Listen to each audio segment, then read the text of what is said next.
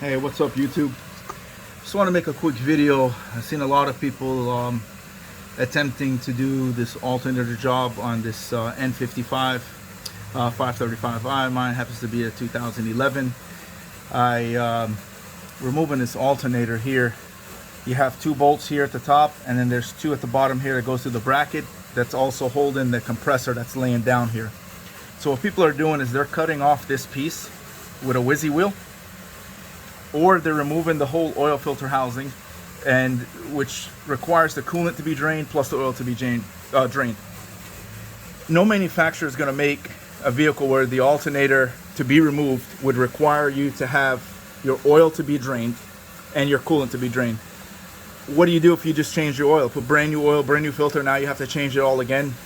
Same thing with coolant. Maybe you did a water pump job, as I did a few weeks ago, and you got fresh coolant in there. So the proper way to do it is to remove this bracket here, and there are 1, 2, 3 bolts that have to be removed. You don't have to even remove them all the way. If you come off of them about an inch, you can pull this alternator right out without having to do that.